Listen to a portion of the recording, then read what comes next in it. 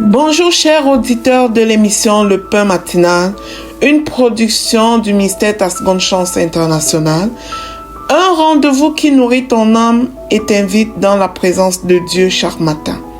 Cette émission comprend 2 moments forts. L'exhortation présentée par Dr Dorian pour fortifier ta foi et la parole en mission ou bien les promesses de Dieu proclamées pour libérer ta victoire. Lorsque tu arriveras dans cette 2e rubrique de la parole envoyée en mission, je te prie de délier ta langue, de proclamer avec foi pour libérer ta victoire. Alors bien-aimé, installe-toi, reste jusqu'à la fin, car chaque parole est une semence de vie pour ta journée.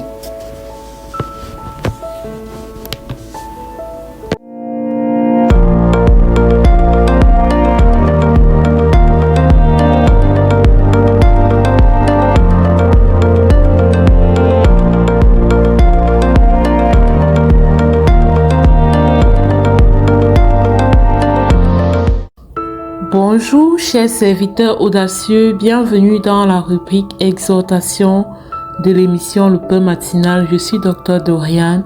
Aujourd'hui nous continuons avec le livre de Jean au chapitre 3. Aujourd'hui nous allons parler de la nouvelle naissance. Et aujourd'hui les versets que nous allons lire nous parlent d'une conversation entre Jésus et Nicodème. Nicodème, c'était un pharisien, voilà, qui est venu de nuit rencontrer Jésus pour comprendre d'où il était, pour comprendre qui il était. Et Jésus va lui parler de la nouvelle naissance. Nous allons lire à partir de Jean 3, verset 1. Et nous allons pousser aujourd'hui jusqu'au verset 8. Voilà. Pour ne pas que ça prenne beaucoup de temps. Je vais lire la parole du Seigneur. Mais il y eut un homme d'entre les pharisiens nommé Nicodème, un chef des Juifs, qui vint lui auprès de Jésus de nuit et lui dit: Rabbi, nous savons que tu es un docteur venu de Dieu, car personne ne peut faire ces miracles que tu fais si Dieu n'est avec lui. Déjà, regardons que Nicodème vient voir Jésus la nuit. Pourquoi est-ce qu'il vient voir Jésus la nuit? Parce que les autres pharisiens s'opposaient à Jésus en fait. Ils n'étaient pas fiers de voir tout ce que Jésus faisait. Et Nicodème, quand même impressionné par ce que Jésus faisait, il va prendre le risque de venir la nuit rencontrer Jésus. D'accord? C'est pour ça qu'il va lui dire, sincèrement là, ce que nous pensons, c'est que tu es un docteur venu de Dieu. Et il va continuer le verset en disant que car personne ne peut faire ces miracles que tu fais si Dieu n'est avec lui. Donc Nicodème avait reconnu en fait l'autorité du Seigneur Jésus. Personne ne peut faire ces miracles que tu fais si Dieu n'est avec lui. Donc malgré le fait qu'ils s'opposaient aux actions, aux œuvres de Jésus, ils avaient, parce que je crois que Nicodème devait juste dire tout haut ce que les autres pensaient tout bas. Il y avait quand même en eux, voilà, cette conviction que non, si Dieu n'est pas avec quelqu'un, la personne ne peut pas faire les choses que Jésus fait. Donc, il y avait des fruits de Jésus qui étaient clairs, qui étaient visibles et qui ne pouvaient se voir si il n'y avait pas une puissance divine. Et là, je veux juste faire une parenthèse pour parler aux gens qui ne croient pas en Jésus. Même dans la Bible, il y a des personnes qui ne croyaient pas en Jésus et qui croyaient que Jésus était possédé par un mauvais esprit. Je pense qu'ils avaient appelé Belzébul, quelque chose comme ça. Et Jésus lui a dit que est-ce que Satan peut être contre lui-même? Satan ne peut pas être contre lui-même. Et alors que les actions de Jésus étaient portées à détruire les œuvres du diable. C'est pourquoi quand on accuse Jésus qu'il est possédé par un esprit, Jésus leur dit, est-ce que Satan veut être opposé à lui-même. Et aujourd'hui, c'est notre réflexion en fait. Toi qui ne crois pas profondément en Jésus-Christ, est-ce que s'il était autre personne, est-ce que Satan peut être opposé à lui-même? Parce que les œuvres de Jésus étaient des œuvres pures, des œuvres d'amour, des œuvres de grâce, de faveur.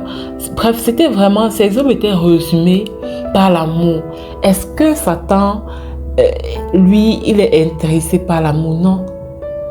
Il n'est pas intéressé par l'amour. Donc, Jésus, cela nous prouve une fois de plus que Jésus est réel. Jésus, c'est Dieu en fait. Jésus, c'est Dieu fait homme. Jésus est l'incarnation de Dieu vivant. Dieu fait chair. Et c'est une conviction que chacun d'entre nous devons avoir. Parce que la révélation de Dieu que tu vas avoir va dépendre de comment est-ce que tu vois Jésus. Comment est-ce que tu le vois? Comment est-ce que tu le considères réellement? D'accord?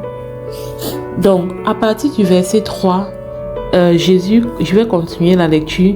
Jésus lui répondit, en vérité, je te le dis, si un homme n'est né de nouveau, il ne peut voir le royaume de Dieu. Nicodème lui dit, comment un homme peut-il naître quand il est vieux? Peut-il rentrer dans le sein de sa mère et naître?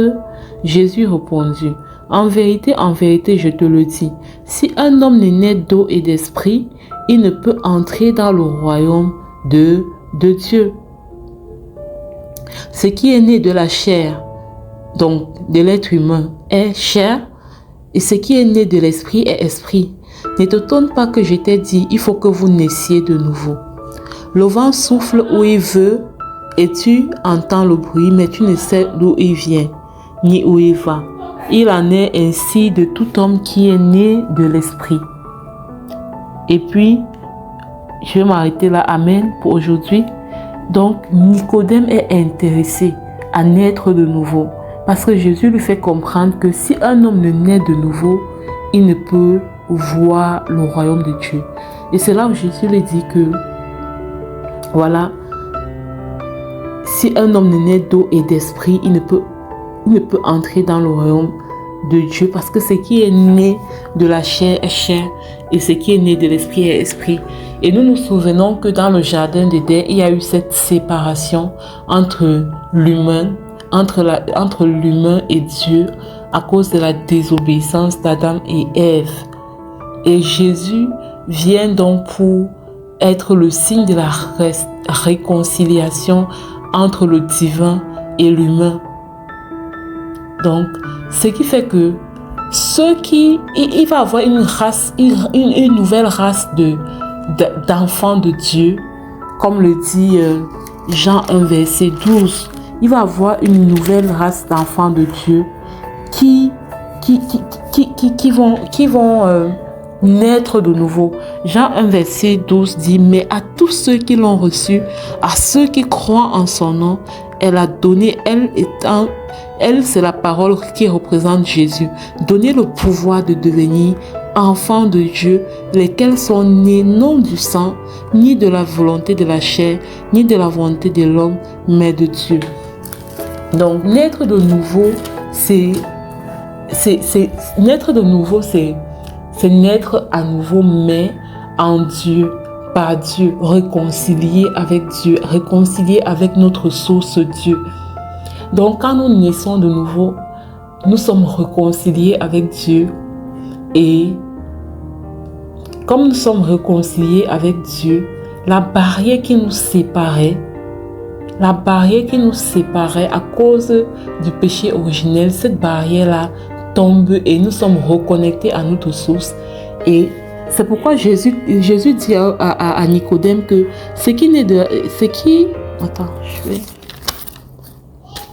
Jésus dit à Nicodème que ce qui est né de la chair est chair et ce qui est né de l'esprit est esprit. Et c'est clair, c'est pourquoi une personne qui est née de nouveau est différente. Rien que le fait d'être né de nouveau fait de cette personne une personne dangereuse pour le monde des ténèbres.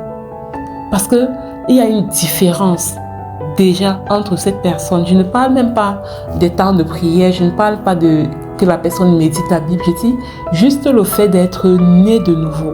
Ça fait que cette personne est remplie d'une certaine puissance, d'une certaine capacité, parce que à partir de ce moment, il est réconcilié à sa source. Ça veut dire que à partir de ce moment, il y a un transfert de Dieu qui s'opère en lui, parce qu'il y a cette connexion, il y a cette réconciliation qui a été faite. Voilà, nous allons continuer demain par la grâce de Dieu avec la nouvelle naissance afin de comprendre vraiment comment ça se passe et pourquoi est-ce que c'est important. Que le Seigneur vous bénisse. Shalom, shalom.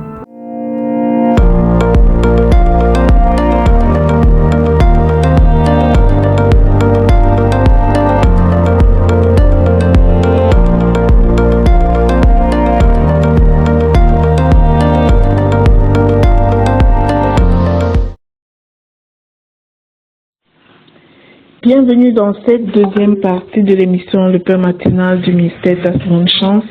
Ici Lina pour la parole, proclamée, déclarée et surtout envoyée pour une mission transformatrice dans notre vie. Bien-aimés dans le Seigneur, nous continuons plutôt notre série Retourne au pied du Maître.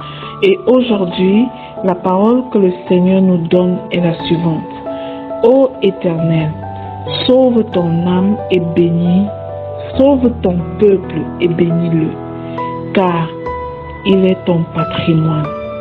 Je répète, ô Éternel, sauve ton peuple et bénis-le, car il est ton patrimoine. Ceci est une prière, un verset biblique, mais en même temps une prière que moi-même j'adresse à Dieu pour son peuple, pour que les personnes qui sont connectées à cette émission de par le monde entier. Cette prière nous rappelle que nous n'appartenons ni au hasard ni aux circonstances, mais nous appartenons à Dieu. Nous sommes le patrimoine de Dieu. Ce qu'il appelle sien, il le protège, il le relève, il le restaure, il le délivre, bien-aimé. Quand le peuple crie, Dieu écoute. Quand le peuple s'humilie, Dieu agit. C'est pour ça qu'en 21 jours dans ce mois de février, tu es appelé à faire taire les bruits autour de toi, à écouter ton papa, à écouter ton Dieu, à t'humilier devant lui et tu verras sa main agir. Aujourd'hui encore, Dieu n'a pas changé. Il est le même. L'Éternel est le même hier, aujourd'hui, éternellement. Il voit nos combats, nos fatigues, nos injustices et il reste fidèle à son alliance envers son peuple. Invoquer Dieu, ce n'est pas fuir la réalité, mais au contraire, c'est placer notre espérance au bon endroit. Notre espérance doit être placée dans le Seigneur. Prions avec foi, car celui qui garde son patrimoine ne dort ni ne sommeille. Nous sommes le patrimoine de Dieu. Le salut et la bénédiction viennent à nous. Alors, bien-aimé, proclamons ensemble ce matin. Je te prie de délier ta langue. Ne te tais pas, bien-aimé. Ouvre ta bouche, délie ta langue et proclame avec moi. Je proclame et je déclare que je suis le patrimoine de Dieu. Dis-le. Dis que tu es le patrimoine de l'Éternel. Ô Éternel, sauve ton peuple et agis avec puissance. Je proclame que je fais partie du patrimoine de Dieu. Je ne suis pas abandonné. Mes enfants ne sont pas abandonnés. Ma maison est protégée. L'ange de l'Éternel campe autour de ma maison.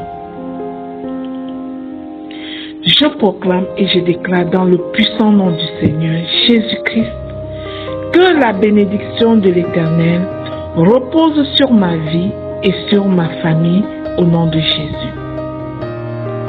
Je déclare que Dieu défend ce qui lui appartient et j'appartiens à Dieu, j'appartiens à Jésus. Bien aimé, sur mon ordinateur, j'ai mon sticker que j'ai collé qui dit j'appartiens à Jésus.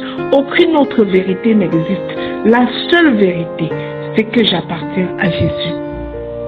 Déclare, bien aimé, aucun combat n'échappera à la main de l'Éternel au nom de Jésus. Je proclame et je déclare que le peuple de Dieu est gardé, relevé et restauré dans le puissant nom du Seigneur Jésus-Christ. Je proclame que je marche sous la protection de l'alliance divine. Mon Dieu est un Dieu de l'alliance. Il ne trahit pas son alliance. Mon Dieu n'est pas un homme pour mentir. Au nom puissant de Jésus-Christ, je proclame et je déclare que l'Éternel renouvelle les forces de son peuple. L'Éternel renouvelle mes forces chaque jour au nom de Jésus. Je proclame et je déclare que la faveur de Dieu nous accompagne aujourd'hui et demain et pour l'éternité. Alléluia. Je proclame et je déclare que le peuple de Dieu est entouré par une aire de sécurité constituée du sang de l'agneau au nom de Jésus. Nous proclamons le salut. Nous déclarons la paix et la bénédiction sur le peuple de Dieu ce matin au nom puissant de Jésus-Christ. Je proclame le salut, je proclame la paix, je déclare la bénédiction sur le peuple de Dieu ce matin au nom puissant et glorieux de Jésus-Christ. Je scelle et sécurise ces proclamations dans le sang précieux du Seigneur Jésus-Christ. Elles sont oui et amen dans chacune de nos vies. Nous en bénéficions pleinement alors que nous sommes dans la chambre haute. Au nom de Jésus. Amen, amen, amen. Bien-aimé, ne quitte pas sans t'abonner sur notre plateforme YouTube Le Pain Matinal et de télécharger l'émission Le Pain Matinal sur Play Store. Partagez au suivant pour être à ton tour un canal de bénédiction. Celui qui arrose sera arrosé. Bien-aimé, arrose les autres en partageant cette émission dans le nom de Jésus. Amen.